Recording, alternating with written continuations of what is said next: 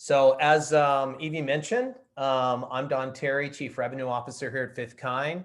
I'm going to do a little bit of a shameless advertisement for Fifth Kind before I introduce my panelists.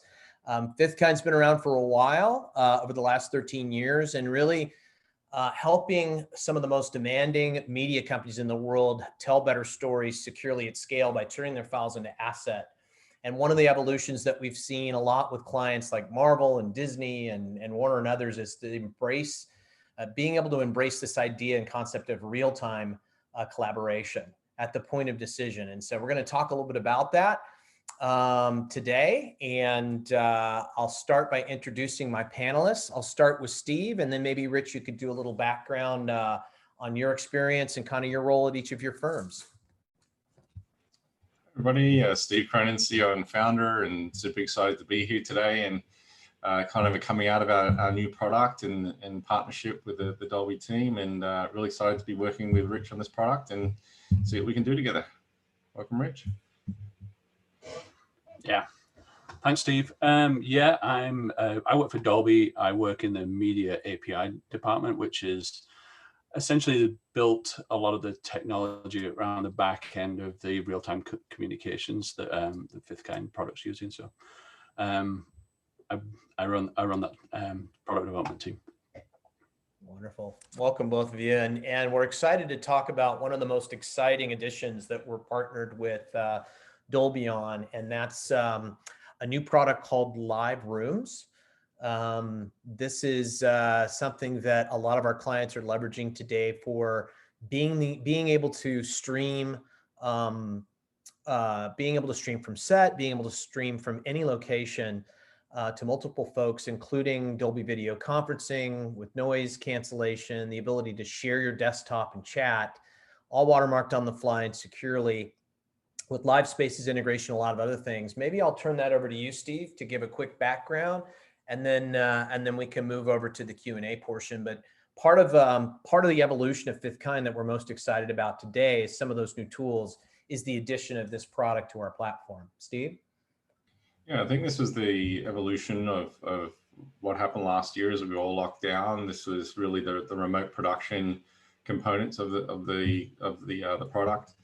We also evolved some of the components around work from home and really driving towards, what is the future of work as we all sort of lean into this digital collaboration, and what does that mean when we can bring a real-time framework to this space. And for a long time, we've been a really crunchy, digital asset management system dealing with the longer tail of what happens, when you structure data correctly and make it findable and reusable. But the front end now is leading into all of the decision making, the collaboration. And so the combination of bringing in Dolby's tools, and we'll talk about some of the reasons why we went with the Dolby product, as well as some of the other live streaming and video conferencing capabilities, is just providing more value to our users as a more integrated ecosystem. Yeah, Rich, anything to add from your perspective?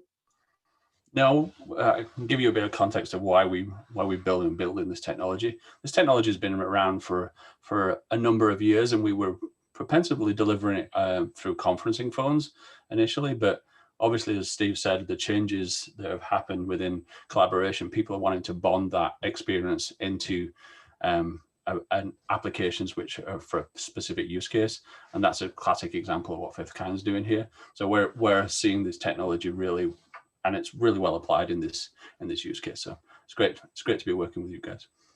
Wonderful, wonderful. Yeah, we're very, very excited about this announcement. And first things first, I'd love to hear from both of you on how things are going and how this last year, I know how it changed my world as far as, starting to get into things like virtual backgrounds, just little things about how we actually meet with clients, host conferences, try and improve productivity while trying to minimize all the tools. Conferencing being one of those, where you're getting a lot of fatigue, just Slack and all the other collaboration ways. The good news is there's a lot of tools that folks can leverage. The bad news is there's a lot of tools that folks can leverage. And so I'd love to hear from maybe each one of you how that's changed just your own experience with regards to remote work, maybe starting with Steve. Yeah, and maybe we can drop the slide while we're talking. Yeah, sure. Thank you. So as I mentioned, we saw an evolution kind of last year as, people were forced into the, digital paradigm, losing a lot of that physical contact. And, we saw an explosion of usage of different tools. And what that meant now was there was a lot more tools in industries or enterprises ecosystem. And now they're becoming a lot more difficult to manage. There's a lot more overlap happening between these tools. The security and compliance becomes a lot more complicated. The integration overhead increases. And so I think we're in a unique position that we've always, looked at it a little bit more holistically and said, how do we help unify a lot of these different silos? And as part of that evolution, we sort of, as Don says, we're integrated, but integratable. And so we're partnering with a lot of best of breed products in this ecosystem. And of course, Dolby being one of those. And sort of helping studios, move towards that dream unified scenario where a decision made in any product can orchestrate, transcodes and file movement and decision making throughout the ecosystem of this platform. So very excited to be working with any and all tools in the ecosystem, and especially working with the Dolby product. Well, thanks. And Rich, from your perspective? Well, there's two vectors to that. It's like what my day-to-day work's been, and that's been like a lot of people spending a lot of time on these conferencing tools, like you said, and swapping between them. I mean, even at Dolby, we've got proprietary technology, but we still end up jumping on Zoom calls and working on these type of environments, which are slightly different and sometimes challenging as you switch between those. So that's on a personal perspective. Is like you can jump between Blue Jeans to Zoom to Google in a matter of hours, and it's not always easy to do those transitions. And also what you do notice as well, especially is because we're in the technology space, you notice the quality differential as you switch between those two environments. So I've noticed quite a lot of time when I switch onto bad mouthing thing, but switching onto Zoom specifically, that you get a lot of background noise, and it's a much more challenging environment because you end up having to hover the mute button, which is not a great scenario because nobody really wants to be interacting there and thinking, I've got to speak, I don't have to speak. So that's one of the big challenges. What in terms of like the business side of things, as you can probably imagine, like a lot of people have been knocking on the door saying they want to use this technology in a multitude of different ways. An astonishing different amount of different ways, and they've all got a slightly different rationale of how they want to use it. But quality is high on their requirements on pretty much every one of those interactions. So that's been key for us. Is like we think at Dolby we've got the quality play, and we can make sure that those interactions are key. And what we really want to get is to an environment where people don't have to hover the mute button, and we can have this natural conversation where your affirmations around when you're watching stuff and you just go, yeah, that's great. You don't lose those because those really add to the context of the flow of the conversation. So it's not just about the technology, it's about the psychology of what communication is and making sure it's put at a premium. Maybe to follow on from that, there's a question of like, why would we integrate a video conferencing tool into a web application when there are so many video conferencing tools out there currently? And I would say that, again, with last year, the explosion of video conferencing, we all leaned into a tool and we all did desktop sharing. And realistically, that desktop sharing is relatively dumb. You're just resharing a bunch of pixels. There's no real relationship between that conference and what you're sharing. And also quality challenges. So, for example, if I'm trying to screen share a video, of course, that fidelity or that bit rate's not there. So the ability to leverage VOD streaming, across, multiple users and leveraging, web technologies like WebSockets, et cetera, to keep us all in sync. We can start evolving, I think, a more intelligent video conference where it has a deeper relationship to the files. It has, more security. Being an asset management system, we can then record things straight into the asset system and do all sorts of cool and funky things from that. So, really seeing an evolution of what is video conferencing, and realistically, I think pretty much every software product is going to have some form of conferencing at some point. It's more like a feature. And so I think you'll see a lot more of this happening, and we're just happy to be there early. Yeah, that's an interesting perspective of it's not just the ability to facilitate a remote conversation.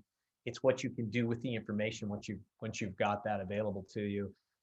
Given the remote, when you think about the quality, we even had a client this week asking about, 5.1 and 7.1 audio and codec support, right? Like, how do we start to, when we think about the creative type of process and trying to leverage, a remote collaboration tool like this, what are some of the biggest innovations that you guys see happening in that area today?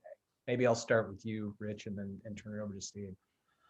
Yeah, the ability to do high quality, and whether that's delivered in 5.1, 7.1, immersive, high quality video, low quality video, or high quality video, is obviously we're looking at every vector in those pieces. One of the things that Steve was saying is where it's not just about the quality of those pieces, though, it's like the interaction and the context of those within the interaction. And that's really core to also thinking about how we align those technologies and how we look at that next layer of technology. I think that it's not just like, we're not just doing the same thing as we did when we were in the office or when we were in the studio or in the working environment. We're doing different things. We want different interactions, and we want different technology answers to that.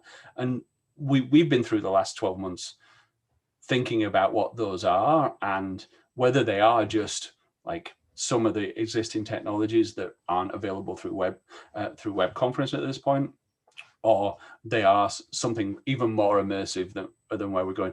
I think at some point we're going to go way more deeper than even just 5.1, 7.1 and 4K video. We just, that's not where we're at the moment, but that's probably what the next step is. But the longer term step is go even deeper in that, because there's going to be more interaction in the media that people are actually creating. And that's a really interesting place for us to go and look what that means. So I can't tell you what's right around the corner, because we don't, until we announce it, we don't talk about it. But there's some interesting stuff. We're also seeing that resilience is important, and people really want to make sure. There's nothing worse than getting on a call and one of the talkers starts like dropping in and out, because it's not just quality. It's like you've lost the continuity of conversation at that point. And those are the key things. Why are we doing this in the first place? So we can have a conversation about the creative aspects of what we're building or what we're making. And you don't want to lose those things. So resilience has been a real key thing, because there's just more and more people on these conversations. It's like, it's not just 2 people, it's not 5 people. It's like, what's it like when you've got a group of 15, 20 people on a call? So resilience, quality, and continuity. Steve, what about from your perspective?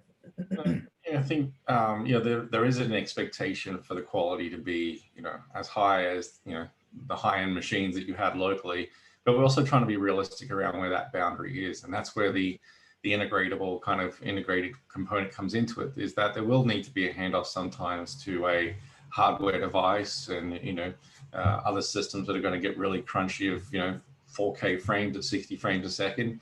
So there's going to be a certain boundary, but the goal is, how do we build the tools that execute 90% of that work in between, whether it's some form of creative approval, legal review, script read through, roundtable, remote production, even product events, where we're getting pulled into some interesting directions and different use cases that all fundamentally have the same problem that we're talking about here, is this higher quality and secure space for collaboration, which of course you don't get through many of the other tools. So I think the future is going to be exciting, and as we look at this end-to-end ecosystem, from scripts to storyboards to previews to concept art to the shooting process into post, and partnerships into IMF platforms and all sorts of tools around the ecosystem. I think the time has come for this pipeline to be more integrated, and pretty excited with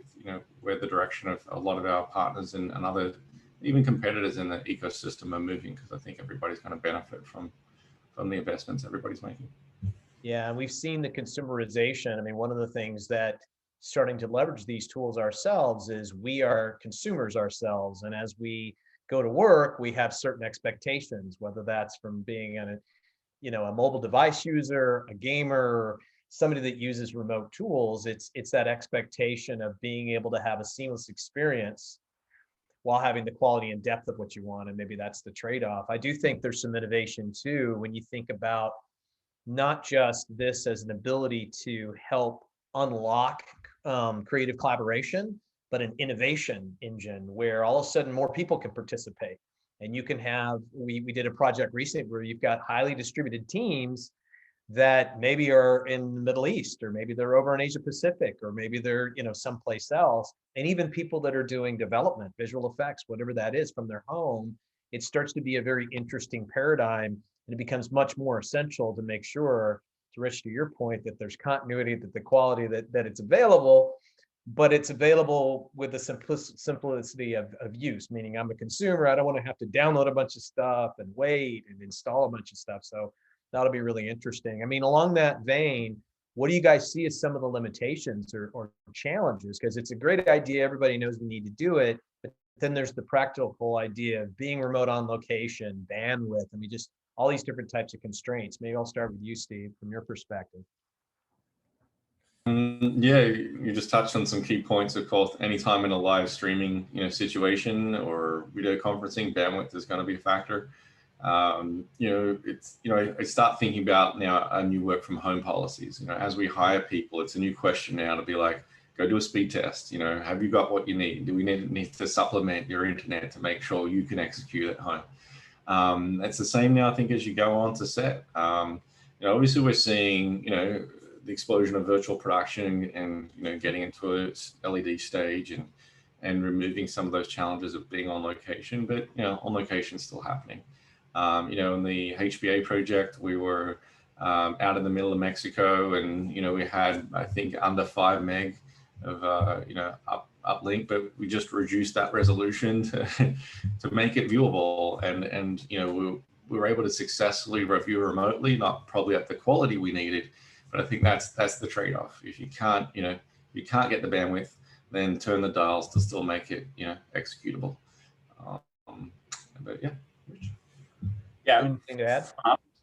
It's optimizing what you've got is the key here. Like, if you've got 5 meg, what can we do with 5 meg, and make sure that you're using that effectively. It's not always used effectively. Sometimes it's done in a brute force method.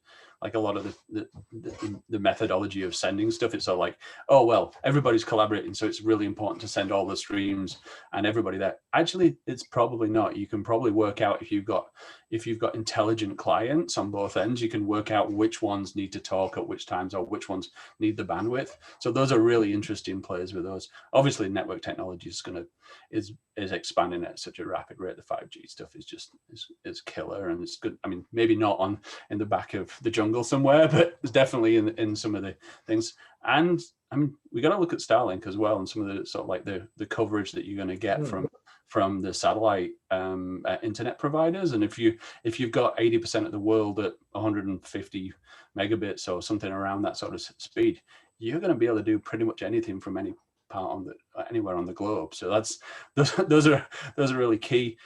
Even in a less sort of like technological advanced ways, like making sure your mobile clients are strong, and you don't necessarily need to go and jump on a laptop and get a 4G modem or 5G modem. It's like, can you do some of this from your phone? It's like, there's a bunch of times where it's like your phone's there, you need the interaction, you're at the store, but you want to review something real quick. It's like making sure that those are give you a quality experience as well, and they're not like some second layer of quality. So all of those are really key for us, and we see those expanding in usage. I mean, just generally, people are using more and more of that technology. I know that I transition on a bunch of my bunch of my interactions from mobile back to my desktop and around. So I've seen that day in, day out. And it's probably one of the biggest hurdles to, I think, the evolution of technology on set is this, there's this challenge of sometimes you're connected and sometimes you're not, and you have to build technologies to do both, and therefore both suffer. And so, as everybody gets connected and we can lean on to one paradigm, we're not having to build for cloud and on-prem at the same time, or being connected or not connected, whatever the mix may be. That focus on one architecture, I think, can help accelerate a lot of automation And there's a lot of interesting tools coming together and integrating, and we're still sort of learning what our role is in this new paradigm. But yeah, to build real-time integrations is only going to accelerate the ability to either reduce the timeline if you have the ability to do that, or do more in the timeline that you have. And that's what we've been generally seeing over the years with the different annotation tools, etc. It's just a higher an increase in the number of versions, because people are communicating quicker. They're able to get that feedback. They're able to get that new version and get more done in the time they have available. Yeah, this straight through. I was listening to a discussion before this about just, not just who owns the customer, right, between exhibition and streaming and Disney Plus versus, a standard studio apparatus or model, but the idea that they got to get more content out. They've got to meet these delivery windows that just keep shrinking on them. And so getting to a circular take, or getting to that work back schedule where you can make decisions faster in real time is going to be really, really important. And I think there's also this expectation that even as we start to open back up again, there's this hybrid work model where people kind of have that expectation now. Maybe I don't have to. Maybe I prefer to do my editorial at night, or from somewhere, or I'm on location and I'm working multiple projects simultaneously. So I think that's going to be really interesting. One question I always have, there's always a bit of confusion in the market between remote production and virtual production, virtualizing workloads. I'd love to hear from maybe both your perspectives, if you have any point of view on that, because there's this idea of hybrid. You hear that a lot in cloud, and now there's this whole paradigm of, is it a virtual production? Is it a remote production? Are they the same? Maybe I'll start with you, Rich, and then go to Steve. Yeah, this is one I've been actually laboring over a lot recently, because of the way that we're trying to structure some of the other technologies, not just the collaboration piece. Mm-hmm. At this point, I think the lines are blurring. I mean, because you need to use bits of virtual technology and bits of remote technology on a multitude of projects, and also you don't really necessarily always know what you're going to use at the start of the project. Mm-hmm. So you need a consistent environment that you can build go back to your original statement, a hybrid environment where you've got all of these things available to you. I think that's really the key to making the flexibility and creating the right work environment. I don't think it matters what we call it. That sounds like a bit of a revolutionary or like a contentious thing. It's just a collaboration environment, and it can be remote, it can be somewhat virtualized, it can be non-virtualized, it could be back to like the older sort of like workflows of creation. But those things all need to work together, and people work in different ways and want to work in different ways. So that's my take on it. That's great. Steve?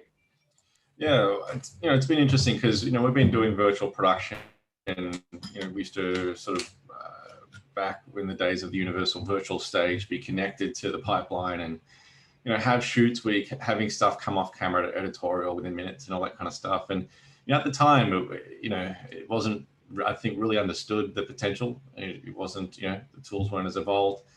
But of course, with COVID, then becomes a paradigm of how do we reduce the amount of people actually we need physically on set. Mm-hmm. Then it opens up, that box that people start experiencing what it's like to be at home monitoring multiple productions at the same time, not having to drive for screenings, not having to drive for, script read-throughs, roundtables, wherever it may be. So, I think, we've all now seen the possibilities, and as it's now evolving to LED walls with what Unreal is investing into, and the amazing work Kim Mulberry is doing up there to really bring that vision that he's had for many years of bringing the camera and bringing film production into the gaming world. Those things are going to be extremely exciting, and that opens up a whole world where kids in mocap suits in their bedrooms can be creating high-end productions, and what does that mean? Is what do you define that as? So this combination, I think, of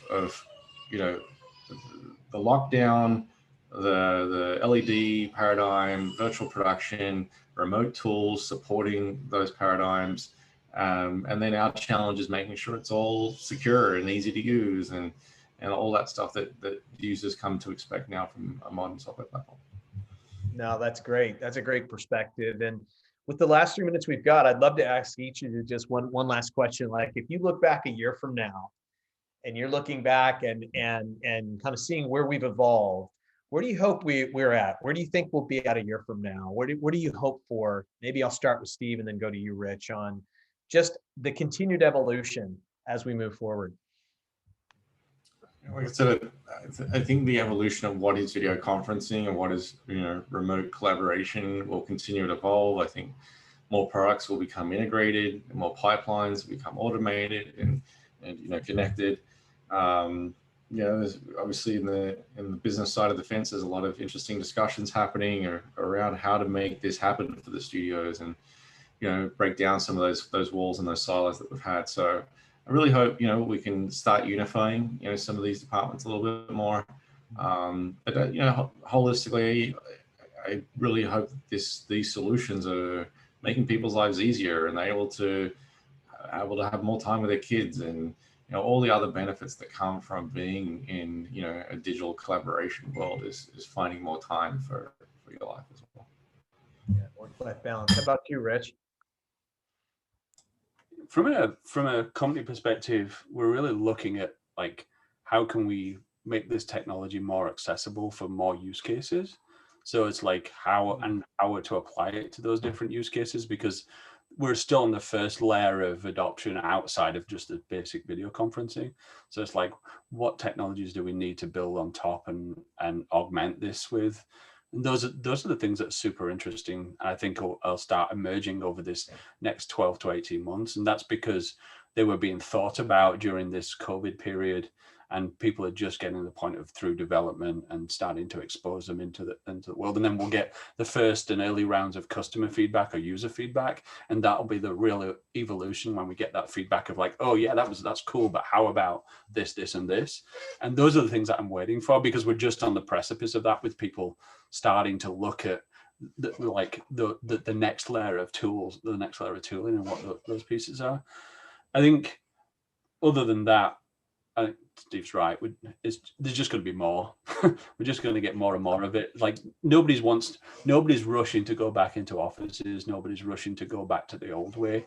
They're all looking at this as an opportunity to do things differently and enable more in their life and more flexibility in their life. And from a personal perspective, it's made a vast difference to like the flexibility of what I can do. And I think I'm way more effective at doing my job because I've got some flexibility there, and I'm not worried about trying to cram it in a work day. I can flexibly work across the world. That's one of the other key things. Is before it was much harder, and like when you were doing the conference calls with Australia or you were doing things across the world, it was always a bit more of like, oh, whatever. Like, but now we've got more used to it. It's just part, the teams come closer together. The wider teams just get closer and closer together. And I think we'll work out what that means and how that means, and that'll just be the next 12 to 18 months. That's what my belief is.